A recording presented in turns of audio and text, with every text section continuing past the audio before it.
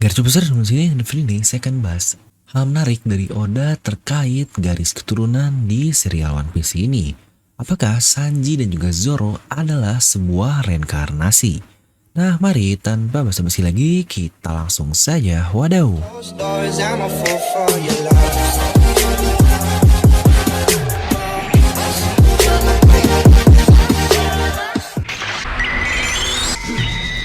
Nah, seperti biasa, sebelum lanjut video ini jangan lupa untuk subscribe dan juga nyalakan bel notifikasinya ya. Karena kalian tidak akan tertinggal informasi menarik seputar One Piece hanya di channel Devil Nomi. Terpastikan sebelum kalian komen apapun, kalian menonton video sampai habis, jadi tidak ada informasi yang miss dan juga yang setengah-setengah. Oke, kali ini sejujurnya nih ada beberapa hal menarik yang ingin saya bahas cukup lama, yaitu terkait yang ada di serial One Piece ini. Terutama sejak munculnya beberapa chapter terbaru yang lagi-lagi sekarang difokuskan ke perkembangan dari sayap Raja Bajak Laut, yaitu Sanji dan juga Zoro. Karena nih banyak sekali orang-orang yang berkata seperti hal yang saya bilang di thumbnail ini, bahwa karena mereka adalah keturunan dari gen-gen hebat, mereka menjadi orang seperti sekarang. Alias orang kuat ini hanya akan dilahirkan dari keturunan yang kuat saja. Ya mungkin semi ini bisa dibilang lah, kalau itu adalah hasil tanpa effort berlebih karena toh dia adalah keturunan orang hebat, jadi tentu saja orang tersebut akan sangat hebat. Bahkan banyak yang menghubungkannya jauh sekali dengan sebutan sebagai reinkarnasi. Seperti contoh, Zoro ini reinkarnasi dari Ryuma lah, atau Luffy reinkarnasi dari Joy Boy lah, atau Roger lah, semua ini langsung banyak yang menghubung-hubungkan.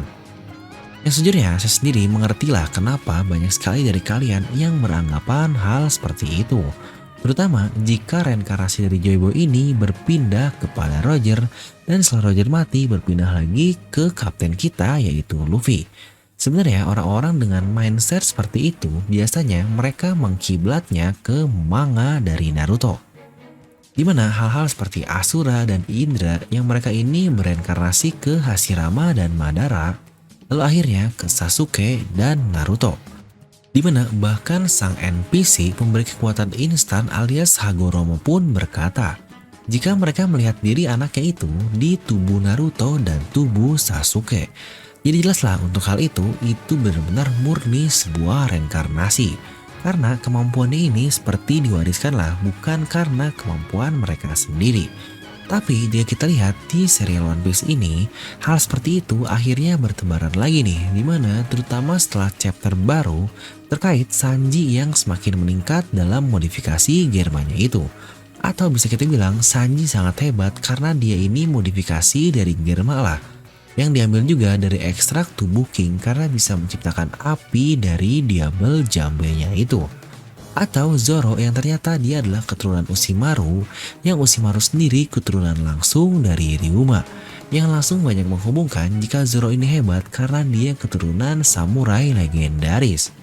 Oke, jika banyak yang masih bermindset seperti itu, kalian perlu melihat lebih dekat lagi, dan jika kalian merasa garis keturunan seperti itu menjadi kunci utama, terutama untuk hal kekuatan lah dan pencapaian seseorang, ya saya tidak tahu lah ya apa pakem yang membuat kalian bisa berpikir seperti itu.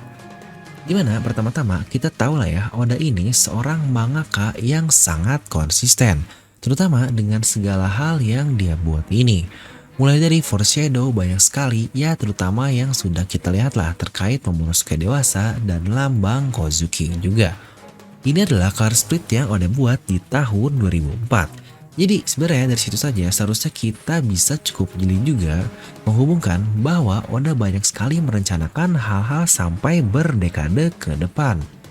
Terutama salah satu alasan juga terkait Zoro yang akhirnya menjadi mata satu, itu sebenarnya sudah Oda sindir tidak lama setelah serial One Piece ini berjalan. Ya kurang lebih di tahun 98-99 lah, yang akhirnya baru terjadi di tahun 2009 sampai 2011 lah. Yang intinya itu setelah time skip. Ini sebenarnya untuk hal ini juga sudah saya bahas dengan sangat lengkap di berita One Piece terkait alasan mata Zoro kenapa cuma satu. Yang ternyata itu juga ada hubungannya dengan Ryuma yang bermata satu juga. Itu sudah direncanakan jauh-jauh sekali. Tapi hal yang perlu kita tahu adalah di One Piece ini kau bukanlah hasil dari garis keturunanmu. Tidak masalah apakah kau keturunan dari Ryuma lah, dari Garp lah, Roger atau Oden, itu bukanlah menjadi alasan kenapa suatu karakter sangat kuat sekali. Itu juga bukan alasan membuat karakter seperti apa adanya sekarang ini. Jadi seluruh cerita ini terjadi karena keinginan dan kegigihan pribadi tiap karakternya. Yang Garp sendiri pun berkata bahwa Luffy sudah mendapatkan ketenaran karena ulahnya sendiri, bukan karena dia cucu dari Garp ini. Jadi Luffy bukan kuat karena dia cucu dari Garp, tapi Luffy sangat kuat karena dia menjadi objek dari Garp juga dengan melemparnya ke hutan agar bisa hidup mandiri. Yang akhirnya dia berlatih dengan alam secara langsung, intinya itu semacam survival mode lah di usianya yang masih 7 tahun. Atau ternyata lebih muda lagi, kita tidak tahu. Jadi dari situ saja Luffy yang tidak pernah menyerah, dan akhirnya Luffy bisa sekuat itu karena itu keinginan dari Luffy sendiri.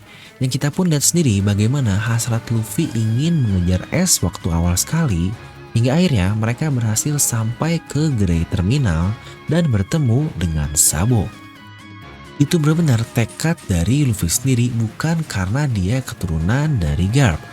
Zoro juga dia tidak kuat karena dia mungkin keturunan dari Ryuma.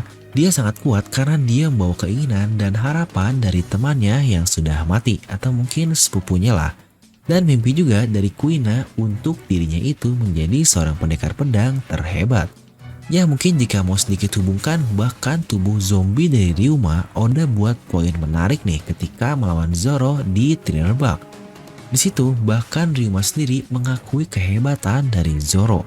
Bukan karena garis keturunan atau line E yang mungkin bakal dia bilang lah, karena kau adalah cucu dari cucuku dari cucuku dari cucuku, maka pedang susu ini kuwariskan kepadamu. Tetapi kata-katanya kurang lebih berarti seperti ini, karena kau berhasil mengalahkanku dan pedang ini pasti akan senang sekali memilikimu sebagai masternya. Hal itu pula yang sudah Oda coba bangun dari setengah cerita One Piece ini, yaitu tentang keberadaan atau eksistensi dari Port Gas DS. Beberapa kali Oda membuat pernyataan terutama di Marineford lah, bahwa S bukanlah Roger, dan dosa dari Roger pun tidak bisa diberikan kepada S ini. Yang akhirnya membuat seluruh karakter dengan mindset seperti itu menjadi karakter antagonis oleh Oda. Ya contohnya lah seperti Akainu yang dia berkali-kali ingin membunuh S karena dia mempunyai dosa dari Roger ini. Tapi S sendiri bahkan dia tidak peduli jika ayahnya adalah sang raja bajak laut alias Goldie Roger. Memang banyak yang bilang, lah bang tapi kan S punya hal yang mirip kayak Roger nih ketika melindungi orang tersayangnya. Di situ dia pasti akan marah, ya benar sekali. Yang sama pastinya hanyalah sifatnya, bukan kemampuan atau kekuatan atau ketenaran. Itu baru yang namanya darah atau garis keturunan. Contohlah sebenci apapun kalian sama sifat buruk dari ayah atau ibu kalian sendiri, tetap bakal susah untuk ngilangin hal itu dari diri kalian kan. Walaupun kalian tahu ini hal yang buruk, tapi tetap aja terjadi lagi, karena kadang darah memang sangat susah untuk dilawan. Tapi ingat, itu konteksnya sifat ya, bukan hal seperti kekuatan atau ketenaran. Atau S juga baru pada tahu dia anak dari Goldie Roger, itu pun setelah S ini akan dieksekusi. Jadi dia mencapai posisi dan ketenaran seperti itu bukan karena Roger, tapi karena ulahnya sendiri, karena latihannya sendiri dan segala hal yang dia lakukan sendirian.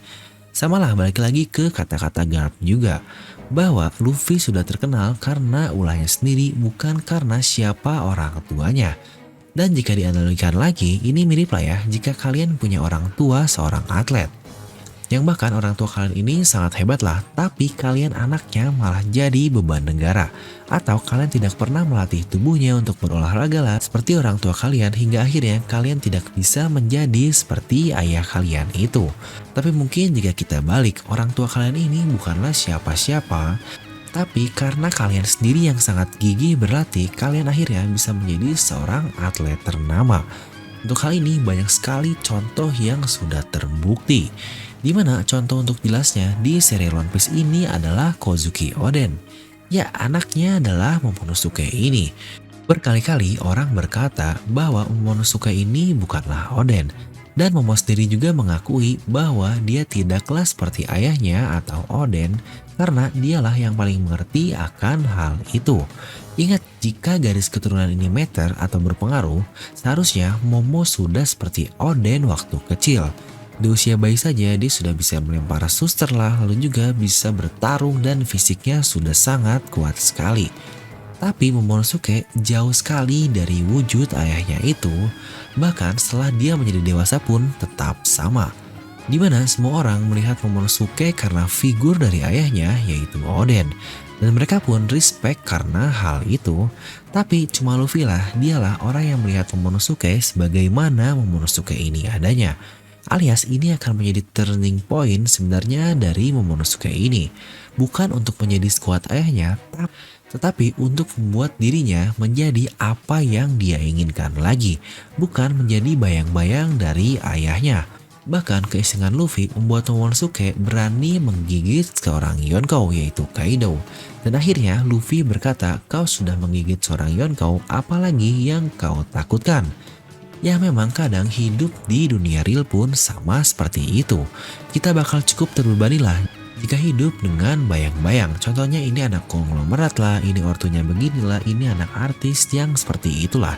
Bukankah memang benar seperti itu kan?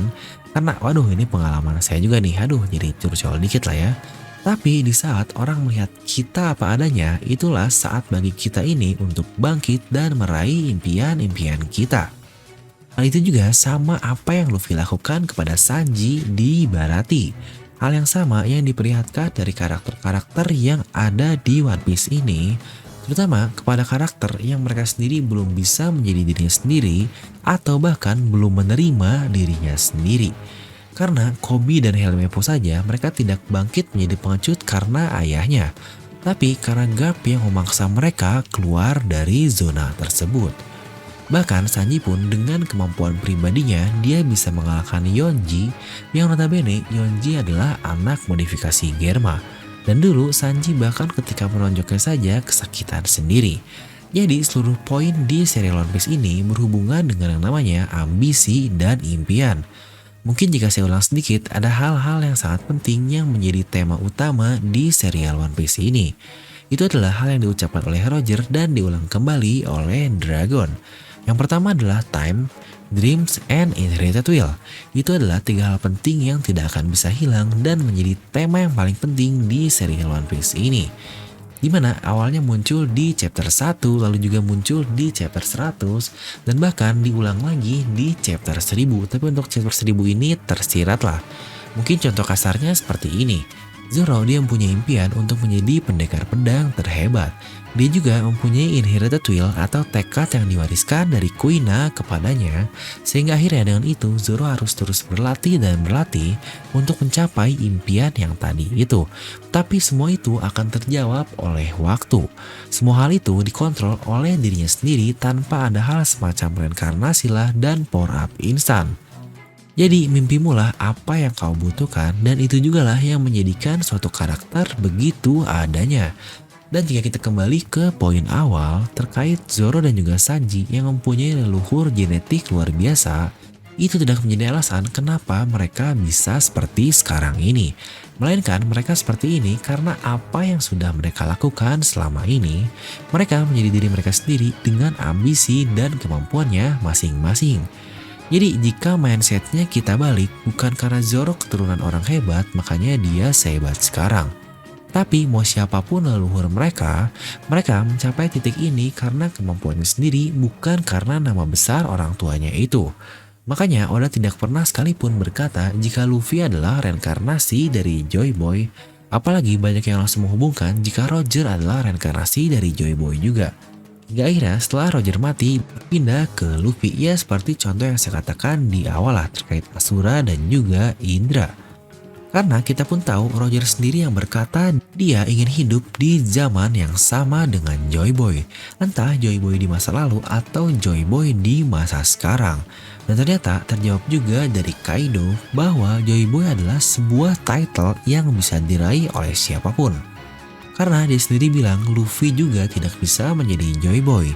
Jadi sejujurnya dengan hal itu, semua hal terkait reinkarnasi lah, garis keturunan lah, yang membuat orang pantas seperti sekarang ini sudah bisa kita coret di serial One Piece. Melainkan yang bekerja di sini adalah yang tadi saya katakan dan salah satunya adalah inherited will atau hasrat yang diwariskan saja. Mulai dari hasrat Joy Boy yang ingin menciptakan One Piece lalu turun ke Norland lah, ke Roger lah, ke Shanks lah, dan terus sampai sekarang.